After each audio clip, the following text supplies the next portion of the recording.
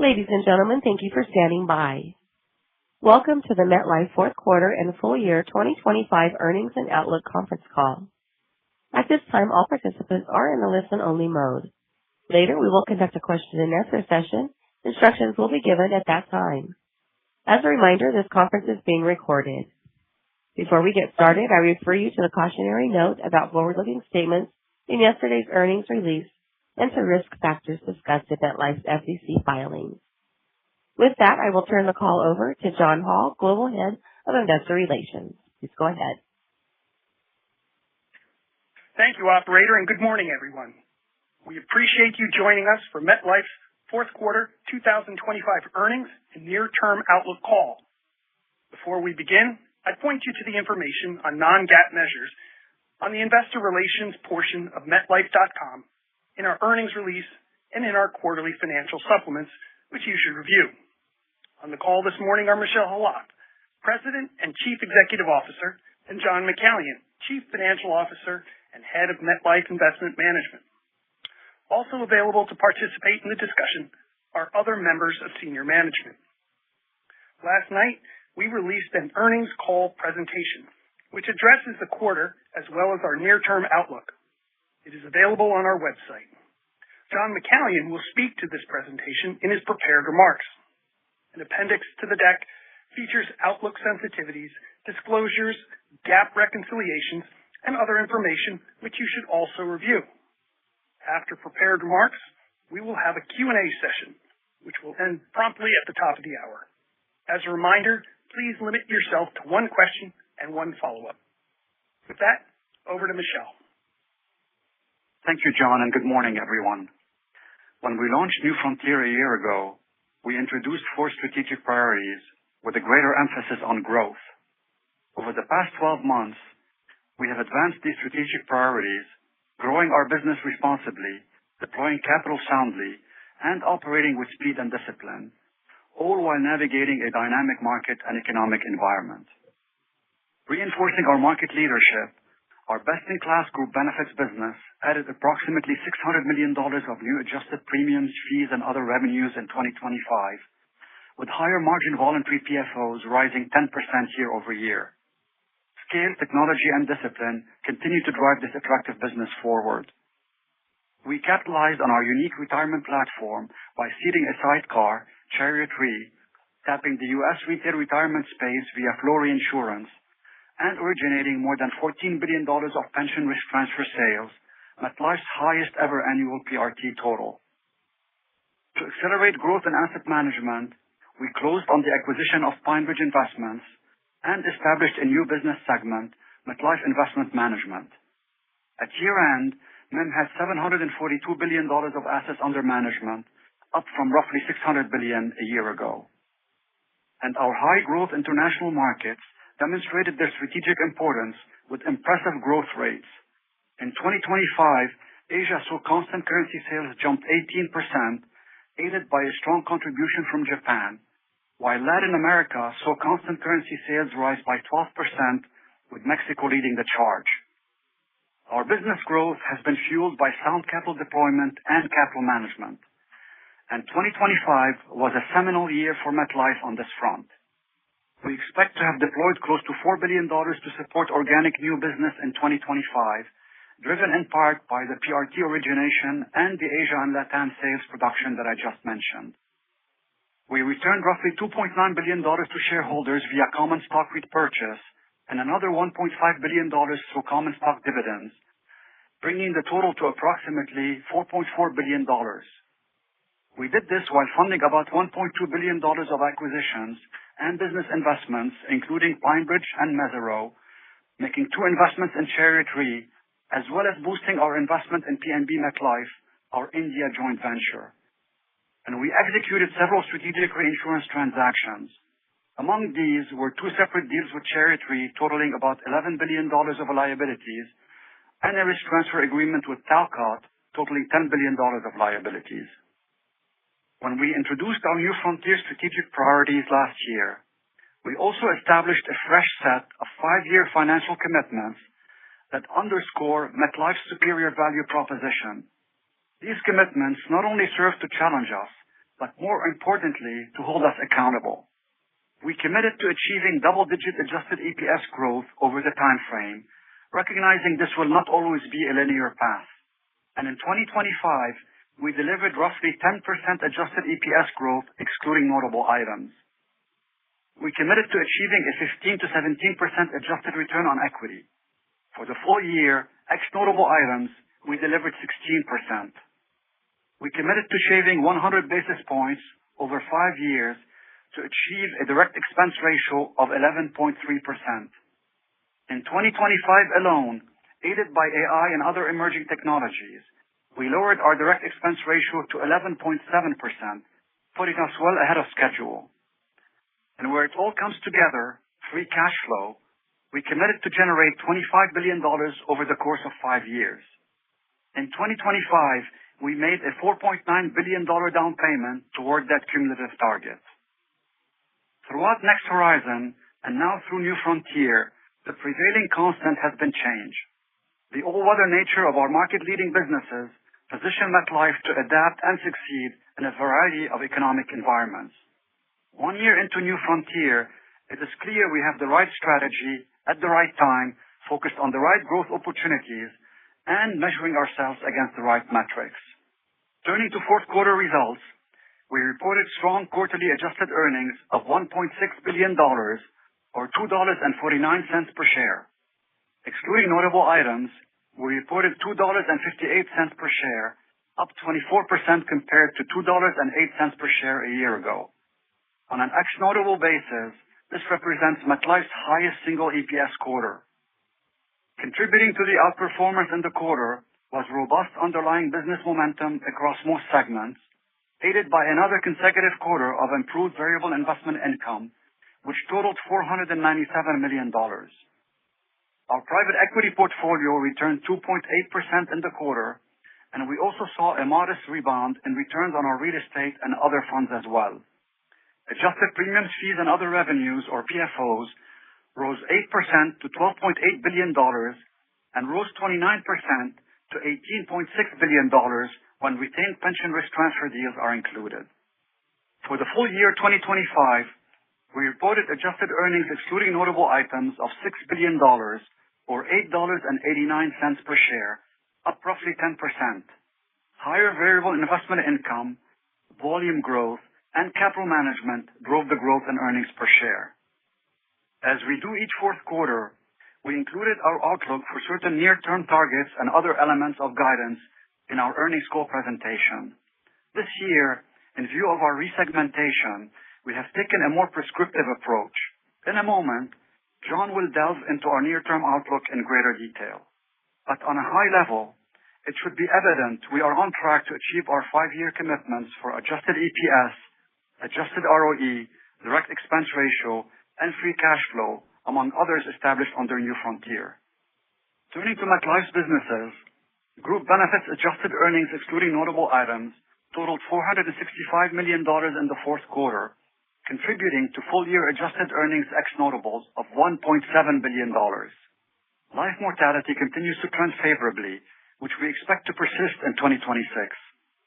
Repricing has returned dental to target profitability, while disability experience trailed our expectations in the quarter.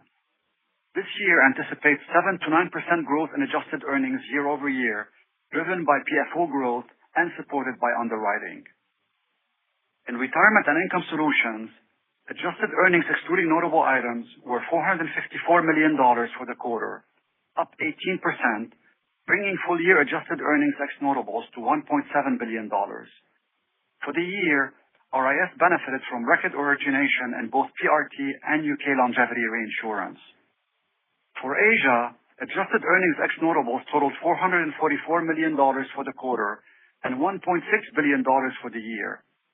Strong annual sales growth from new products, in particular foreign currency-denominated products, in Japan and Korea, pushed general account assets under management to advance 7% on a constant currency basis in 2025. Looking to Latin America, adjusted earnings excluding notable items came to $227 million, up 13% in the quarter.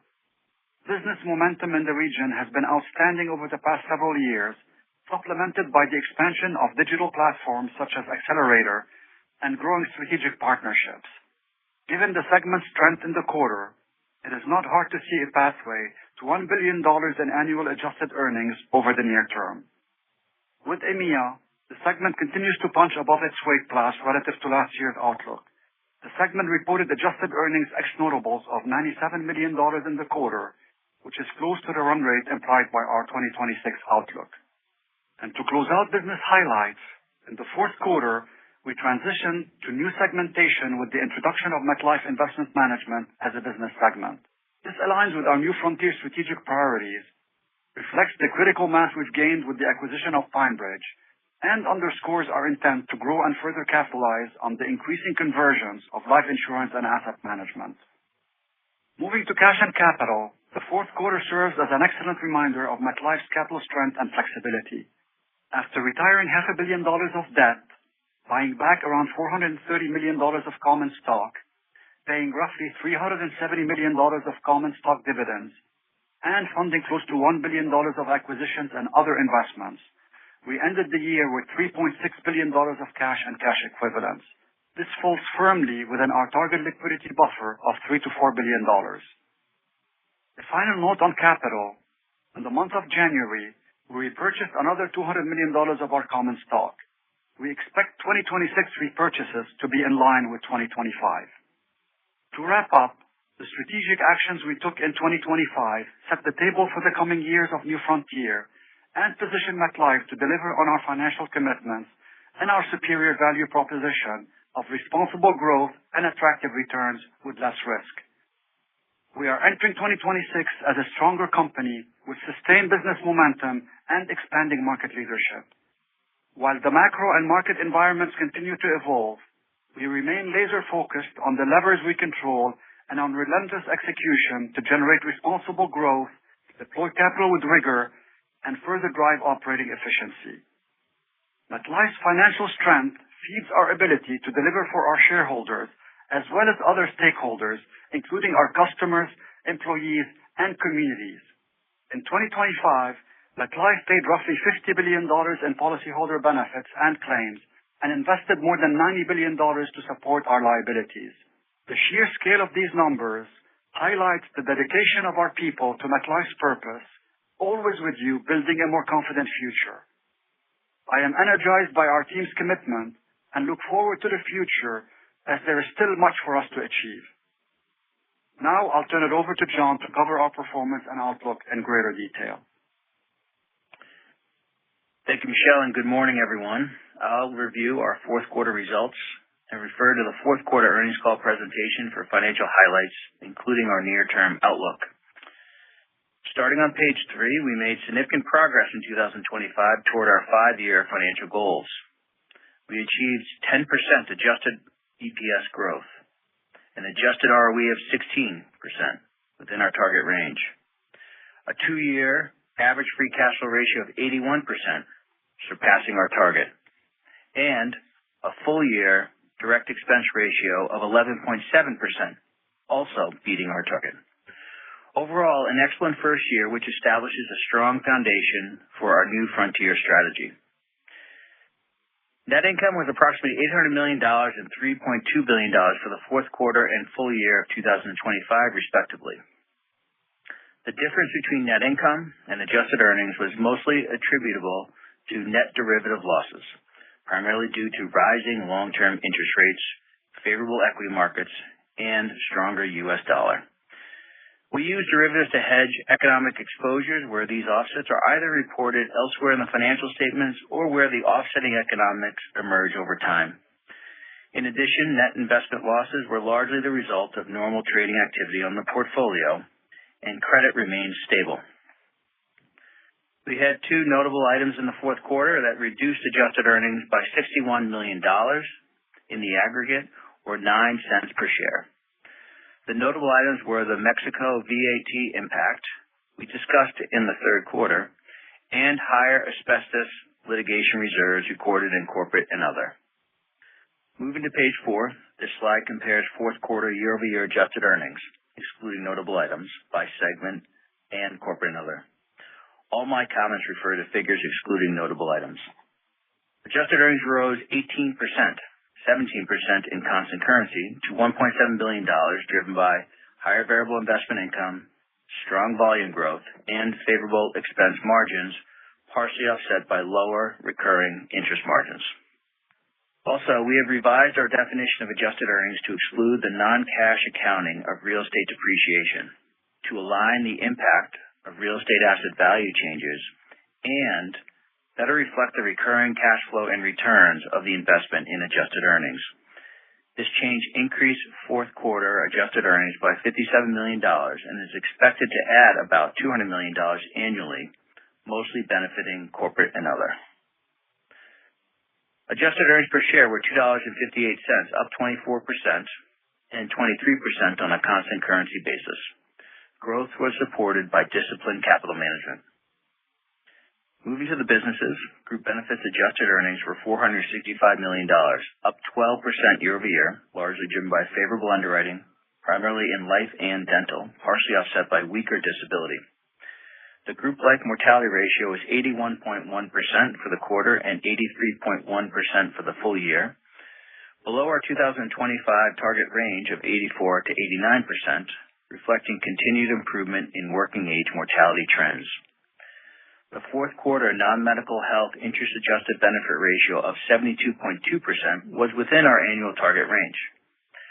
Seasonally low dental utilization was in line with expectations. However, disability results came in below expectations due to higher average severity and higher incidence in the quarter, albeit within pricing expectations. Group Benefits adjusted PFOs for the fourth quarter and full year of 2025 was up 2% year-over-year. Excluding the impact of roughly 2 percentage points from participating life contracts, the growth would be 4%. RAS adjusted earnings were $454 million, up 18% year-over-year, primarily driven by higher variable investment income. Investment spreads, excluding VII, remained relatively stable at 99 basis points, up 1 basis point sequentially. RAS delivered substantial inflows in 2025, driven by record sales of $42 billion in the year. Pension risk transfers were more than $14 billion, and UK longevity transactions were $11 billion, including $7 billion in the fourth quarter. The strength of this origination platform and growth throughout 2025 underscored the global demand for life and retirement solutions, as well as our focus in leveraging strategic reinsurance to enhance our capital flexibility to support this trend. Asia adjusted earnings were $444 million, essentially flat year-over-year, up 1% on a constant currency basis. The primary drivers were volume growth and favorable expense margins. These were partially offset by less favorable underwriting margins versus the prior year quarter, which had positive reserve refinements that benefited adjusted earnings by roughly $30 million. Asia's key top-line growth metrics were robust in the fourth quarter and full year of 2025. The general account assets under management at amortized costs were up 7% on a constant currency basis. Sales were up 18% on a constant currency basis on both a quarterly and a full year basis, primarily driven by Japan and Korea, our two largest markets in the region. Latin America adjusted earnings were $227 million, up 13% and up 4% on a constant currency basis, driven by volume growth across the region. Latin America's adjusted PFOs were up 25% and 16% on a constant currency basis, while sales were up 26% on a constant currency basis due to strong growth across the region, most notably in Mexico and Brazil. EMEA adjusted earnings were $97 million, up 64% on both a reported and constant currency basis. The primary drivers were robust volume growth as well as favorable underwriting margins. EMEA adjusted PFOs were up 21% and up 17% on a constant currency basis.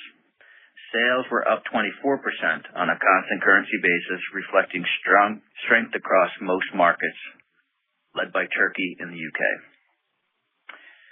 Turn to MetLife Investment Management, or MIM, which we are reporting as a standalone business segment for the first time. MIM delivered adjusted earnings of $60 million in Q4 of 25 versus $16 million in Q4 of 24.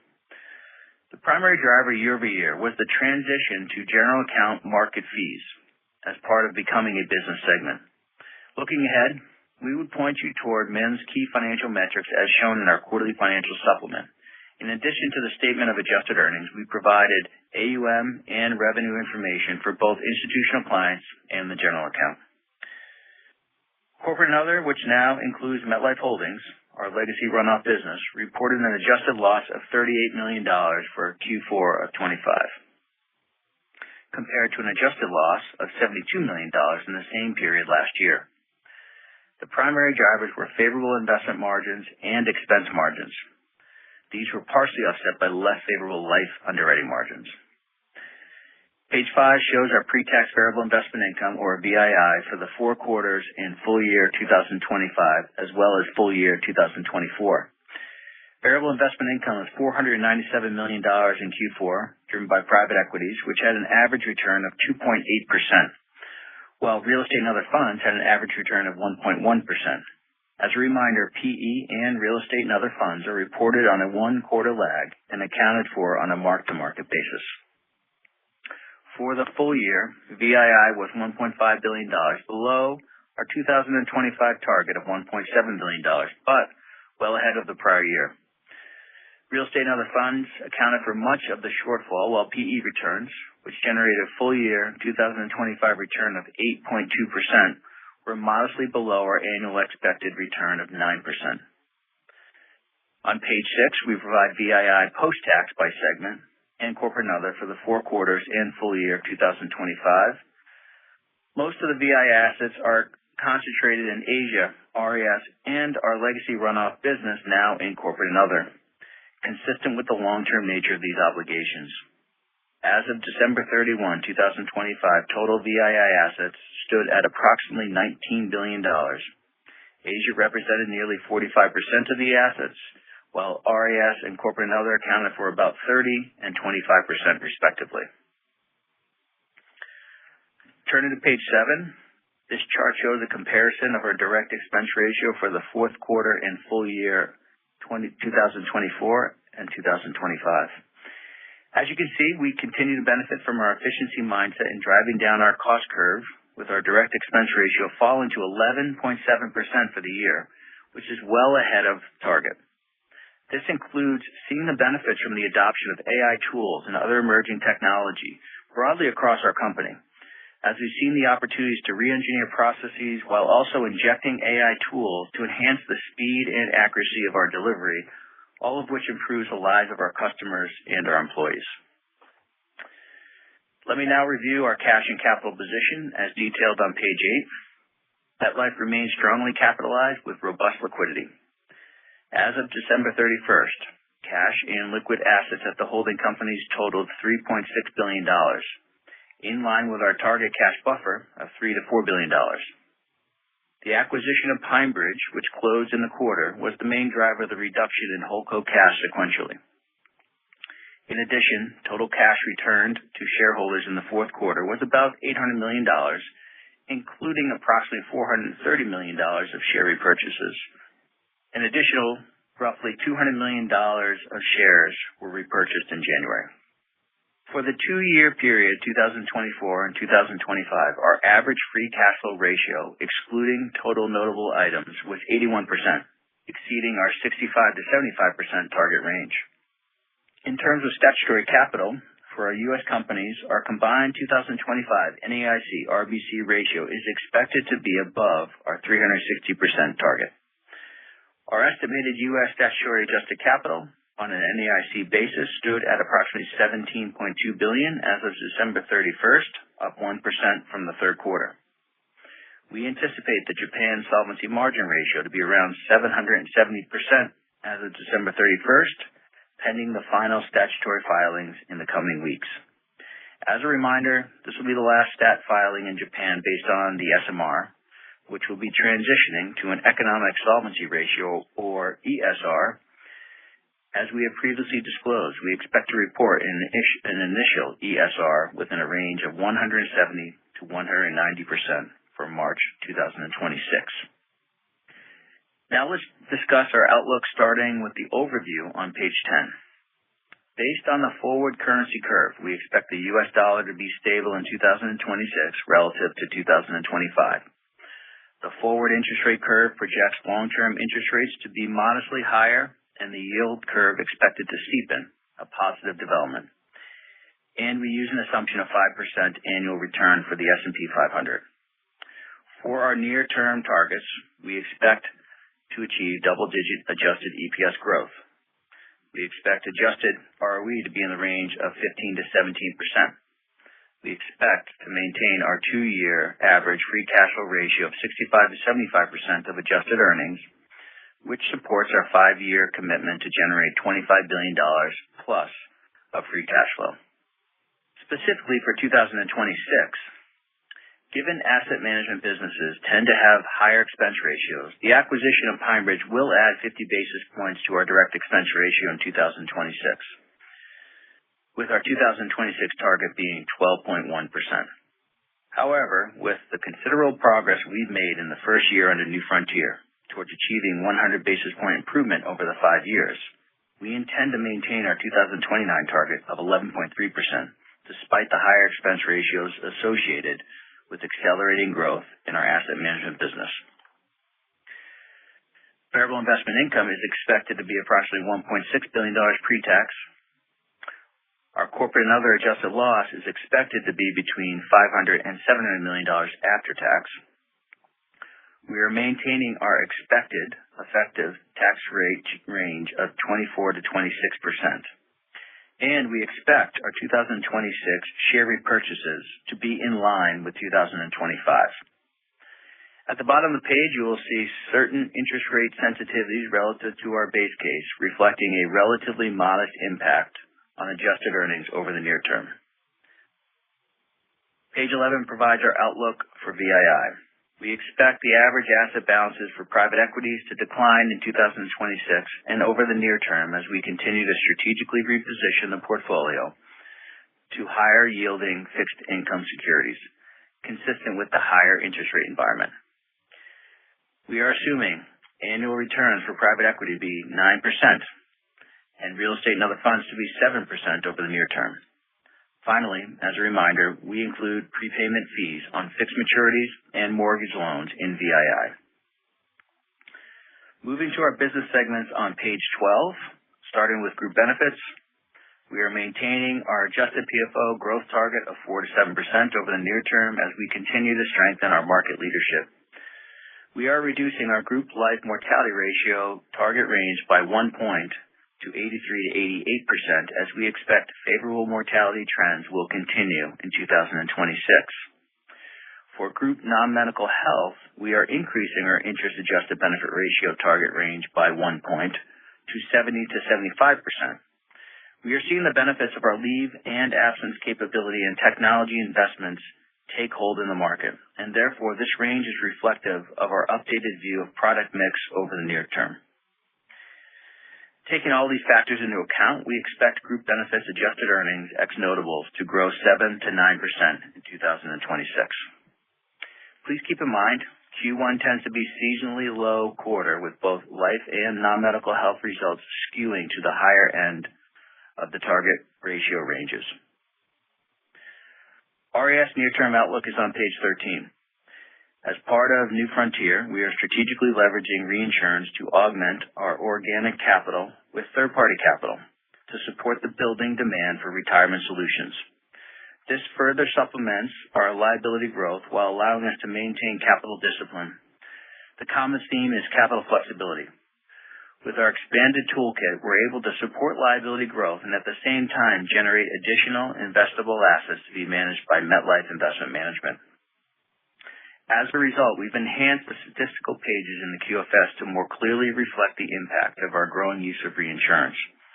As such, RAS segment earnings will be driven by retained liability exposures net of reinsurance. More specifically, the average retained liability exposures, which we expect to grow 3 to 5% in 2026, with growth weighted toward the second half of the year. We expect RAS adjusted earnings in 2026 to be between $1.6 billion and $1.8 billion, Given growth is weighted to the second half of 2026, Q1 adjusted earnings is expected to be relatively flat year-over-year. Finally, we expect total general account investment spread to range from 100 to 120 basis points in 2026. For Asia, on page 14, we expect annual sales growth to be mid to high single digits on a constant currency basis over the near term, and general account AUM growth in the mid-single digits. Asia adjusted earnings, excluding notable items, are expected to grow mid-single digits over the near term. Regarding the Japan ESR, assuming 100 basis point change up or down in either or both the 10-year U.S. Treasury and or the 30-year JGB rates, we expect to remain within 170 to 190% target range. On page 15, for Latin America, we expect adjusted PFOs to grow high single digits over the near term. We expect Latin America adjusted earnings, excluding notable items, to increase 6 to 8% in 2026, including a roughly $50 million impact from the Mexico VAT change, which we expect to be mostly in the first half of the year. We expect adjusted earnings to return to high single digits growth in 2027 and 28. Moving to EMEA, we expect adjusted PFOs to continue to grow high single digits given the strong momentum in the business. For adjusted earnings, we expect EMEA's new quarterly run rate to increase to $90 to $100 million in 2026, and then grow mid to high single digits in 2027 and 2028. Finally, for MIM, we expect revenues to grow roughly 30% in 2026, largely driven by the combination of PineBridge, and then increase by mid-single digits thereafter. For MIM adjusted earnings, we expect to be between $240 and $280 million in 2026, then grow 15 to 20% per year in 2027 and 2028 from a combination of revenue and expense synergies, as well as greater operating leverage. By 2028, we are targeting an operating margin of approximately 32%. In addition, we expect MIM's Q1 adjusted earnings to be approximately $50 million, lower than the implied quarterly run rate due to higher seasonal expenses in the first quarter. In total, MetLife delivered a strong quarter to close out another strong year. We successfully executed key strategic initiatives to support New Frontier while achieving our financial commitments. Building on our clear momentum and solid fundamentals across our diverse set of market-leading businesses, we achieved robust top-line growth, maintained disciplined underwriting, and exercised prudent expense management. With a strong balance sheet and reliable free cash flow generation, we are well positioned to achieve responsible growth and deliver attractive returns with lower risk, creating sustainable value for both our customers and our shareholders. And with that, I'll turn the call back to the operator for your questions. Thank you. We will now begin the question and answer session. If you have dialed in and would like to ask a question, please press star 1 on your telephone keypad to raise your hand and join the queue. If you would like to withdraw your question, simply press star 1 again. As a reminder, we ask that you please limit yourself to one question and one follow-up to allow everyone an opportunity to ask a question. We'll take our first question from Jimmy Bhullar at J.P. Morgan.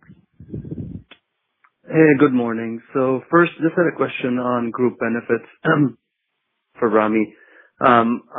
Just comment on what you've seen through renewal season in various product lines. I know you've been pricing up dental over the past year. How you're seeing what you've done in terms of pricing in various product lines, and whether you're seeing competition pick up or ease in any of the products in group benefits. Thanks for the question, Jimmy. I would say if we look at our 1/1 results, in particular with respect to persistency and renewals, we're seeing pretty robust results. I would say increase in persistency, in particular in dental. As we've talked about, we did take actions in 1/1 of 25 with respect to the dental business and responded quickly to kind of get back to our target margins. And I would say at this point, persistency is improving and is pretty robust. And although we'll come back and talk to you about our full Q1 results, at this point we also have good sales growth across our book of business, and in particular, I would highlight disability here as as an area of strength that we're starting to see based on our 1/1 results. And then just on another topic for Lyndon or maybe Michelle. In Japan, you've seen pretty dramatic moves in some of the macro variables, whether it's currency or interest rates. How is that affecting your business in terms of persistency, maybe the sales mix, and any comments on the competitive environment in that market as well? Hey, Jimmy, it's Lyndon here. So, yeah, we have seen some macroeconomic volatility recently, both in the FX as well as the rates. But just if you think about it, the short-term impact on sales could be due to rates. We see a short-term impact during periods when we see significant macroeconomic fluctuations. And what happens here, our customers tend to wait for the markets to stabilize before going out and buying foreign currency products. So we see these temporary fluctuations, but for the most part, our value proposition continues to remain solid with the customers. And given the breadth of our product portfolio and our distribution strength here, it really puts us in a good position to meet the demand through these periods, whether it's yen or dollar products. And just with the issues at Prudential, obviously they're more company specific and don't have anything to do with you guys, but do you see any impact on your business just because of Pru and you both being American companies in terms of sales, persistency, and recruiting? Yeah, look, thanks for the question. We really don't have much to say about it. I mean, we're aware of the situation. We're very optimistic about our position in Japan. As you heard during Investor Day, we think it's a very attractive market, given the higher rate environment, as well as all these positive macroeconomic trends. There's a lot of capital coming into the market, and it continues to be a competitive market. But as I said, we've got a really good platform, a strong multi-channel distribution, a very diversified product portfolio. You can see our sales results have been very strong this year. They've been up 17%. So we're very optimistic about our position in Japan and optimistic about our potential in going into 23. Thank you. We'll move next to Tom Gallagher at Evercore ISI. Good morning. First question, John, just a question on this change in GAAP earnings for real estate accounting. I think the $200 million benefit that you flagged. Is this a GAAP-only impact? Any expected change in statutory, or did statutory already have that adjustment? And why change this? Were you more conservative than peers, or is that more reflective of what you think the economics are? Thanks. Yeah, thanks. Good morning, Tom. Yeah, it's something we've thought about for some time, and I think just the resegmentation and change kind of gave us an opportunity to rethink just the reporting in adjusted earnings. And I think relative to peers, we probably had a higher allocation to real estate because of our expertise in the area, and so we tend to lean into this asset class. So we did a review as we thought about it. Quite honestly, the non-cash cost accounting construct really is not ideal for representing kind of the annual cash flows and annual returns of this product. It also doesn't really align with, the changes the book value, and then you have a sale that goes below. So we tried to make this, this change create a little more alignment in kind of the overall economics of the asset class and just more reflective of our operating cash flow. That makes sense. Hey, I thought I'd throw out a MEM question since it's the new bright shiny object this quarter. And it's a question that we've been getting recently, so I'm curious to what extent you can comment on Bright House, obviously going to be acquired by Aquarian. I know that they're a partner of yours. That's part, you have an investment management agreement with them. Any way you can sort of frame how meaningful that could be if that contract changes with the acquisition? And is anything for that baked into your 26 guide, or would that more likely be a 27 issue? Thanks. Yeah. Let me start with, first, we're very excited about just closing Pine Bridge at the end of the year. I think there's just been excellent momentum hitting the ground 1-1 as one team. And just to kind of highlight, we have historically in MIM, been kind of a one MIM platform. We really haven't built this boutique style. So there's a natural process for, how these complementary businesses can come together and integrate. And we're really excited about what's ahead. Even looking at things from between sign and close, you saw kind of our flows in MIM were very strong, and Pine Bridge did great. And that's just a testament to why this makes sense and how it's resonated in the market. And so we're really excited about what's ahead. And it just gives us even further expansion of our solutions that we can provide to clients, and particularly insurance clients. We can be a full service provider to insurance clients, not a product pusher, but just really kind of focusing on what's best for them. We serve their needs. And, as you mentioned, Brighthouse is a, great relationship for us. We have a long history. We take pride in that. We're excited to have the opportunity to work, with the new combined firm that they have. And I know they're going through a process right now. So, we're here to help them. Look, at the end of the day, we have a diversified set of clients across our MIM platform. We have, close to 150 billion of AUM in insurance, and we have a diversified set. And to the, I think when it comes to exposure, while we are excited about keeping and growing our relationship with Brighthouse, that's kind of our expectations. At the end of the day, to the overall firm, this would be, worst case scenario would, at the end of the day would be a very modest impact to EPS. Okay, thanks for that. We'll move next to Joel Hurwitz at Dowling.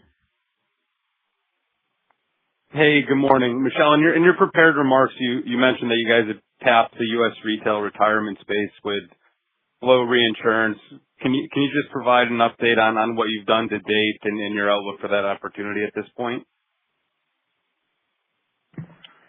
Hey, Joel, it's Rami here. I'll take this one. I would say first you just need to put this in the broader context of our retirement strategy in the U.S. that we talked about as part of our New Frontier strategy. And at the highest level, look, our approach here is to compete in the retirement space in areas which play to our strength and leverage our competitive advantage. And we looked at that, and as part of that, looked at a fast-growing U.S. retail annuity market, and identified an opportunity to participate in that market in a way that does leverage our competitive advantages. And in this case, the path that we have chosen is to participate in that market on an institutional basis as a reinsurer. And look, testament to the discipline of execution here, in under a year, we executed against that strategy. We now have 2 partners with flow reinsurance deals in place that have kicked off over the past couple of months. We value these partnerships, and our partners value what we bring to the table, and in particular in terms of financial strength, investment capability, capital flexibility. So this is exactly what we mean when we say we're looking for opportunities that play to our strength. And at the end of the day, this is going to add to our ability to grow liability origination and capture the momentum that we're seeing in the retirement market in a way that works well for our economics and plays to what we can bring to the table here. Got it. That makes sense. And then just wanted to follow up on Jimmy's question on Japan and the macro and on persistency. Did you guys see any increased surrender activity in Q4 thus far in Q1? And I guess, is there anything baked into your outlook for potentially higher surrenders just given the FX and rates? Yeah. Hey, Joel, it's Lyndon here. So, yeah, we did see the surrender trend in the fourth quarter was a little bit higher than than it had been sequentially in the third quarter, and that was primarily because we saw the yen had depreciated relative to the U.S. dollar.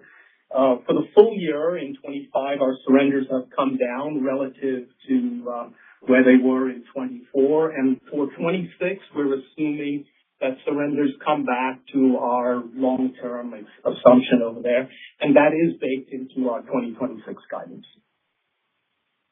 Gotcha. Thank you. We'll go next to Suneet Kamath at Jefferies. Thanks. Good morning. I wanted to start with group. One of the questions we always get is, AI is coming in, it's going to take out X% of the workforce. That's going to negatively impact group benefits companies.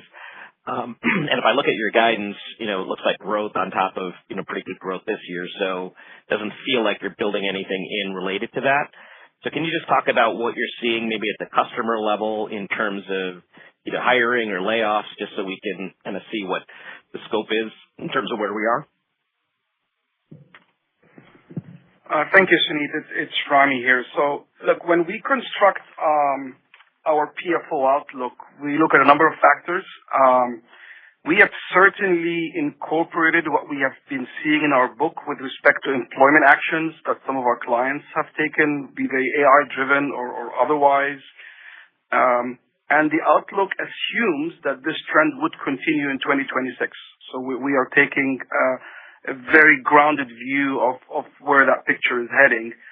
But look, at the same time, in our outlook, we also incorporate what we're seeing in terms of growth, be it in terms of adding coverages to existing employers, new sales, increase in participation rates via our enrollment effort.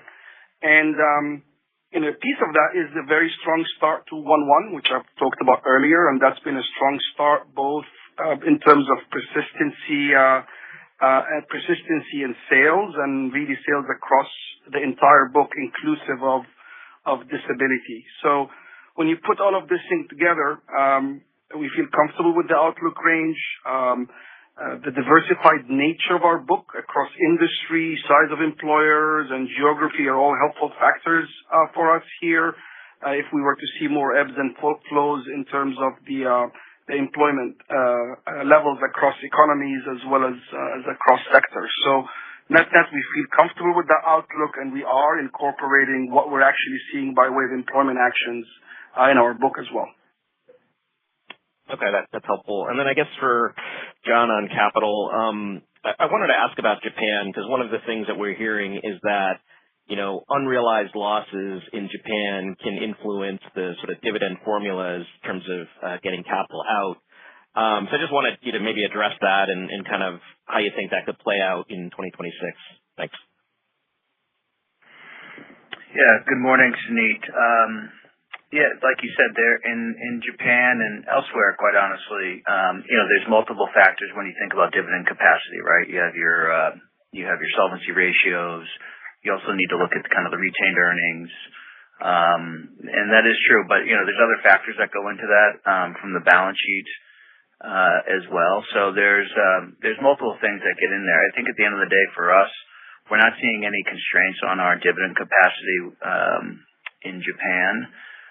So there's really no change, and that includes, as it relates to transition to the ESR, and we feel like we're in a healthy position when it comes to, retained earnings as well.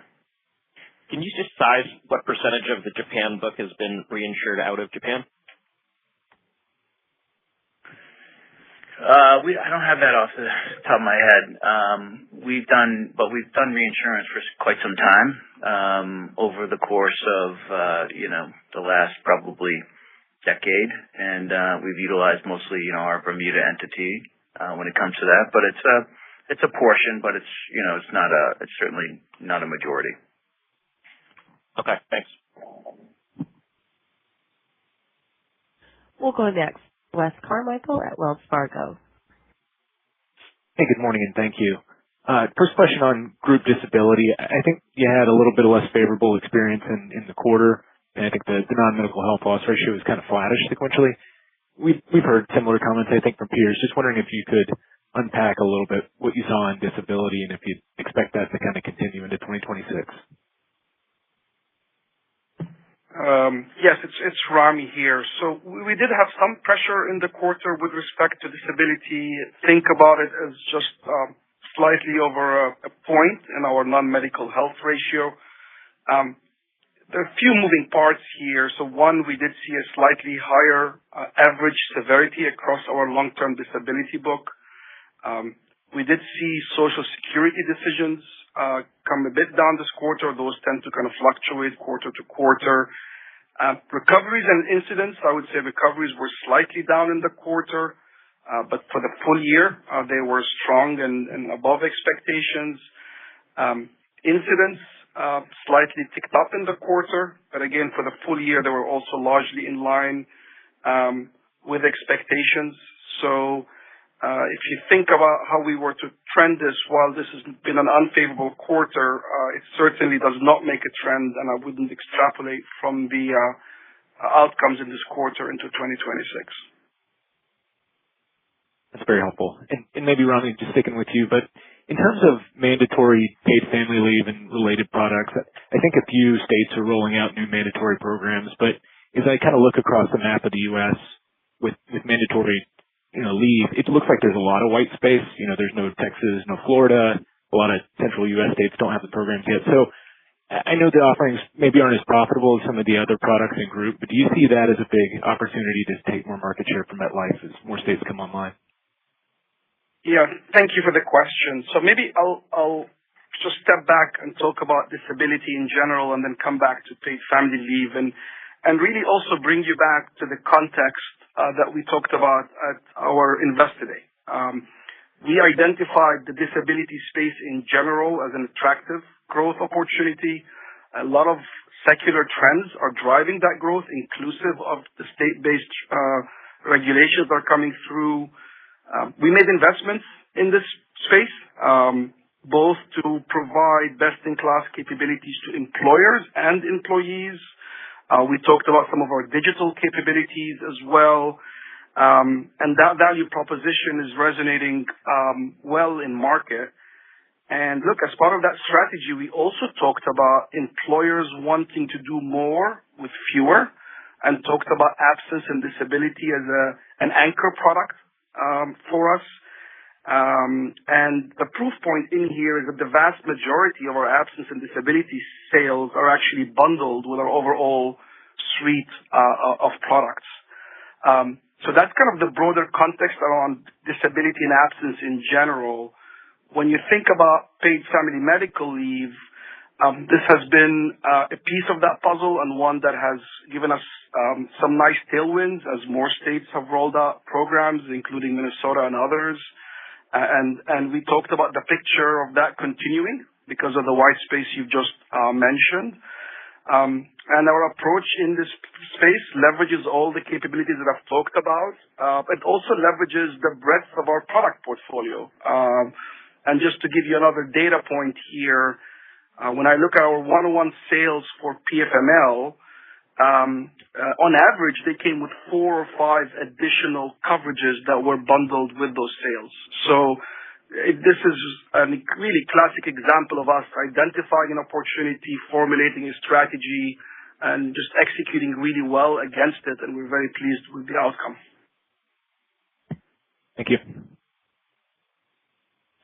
We'll go next to Alex Scott at Barclays. Hi. Thanks for taking it. First one is on corporate. I just wanted to understand the 500 and 700. I mean, there's some different moving pieces there with the resegmentation. So is there any, I guess in particular, is there anything that's more specific to 26 in that number? It just felt a little higher than I was expecting when I was sort of going back and understanding holdings and corporate and what the combination and MEM would mean. Hey, good morning, Alex. You're saying you were assuming a higher.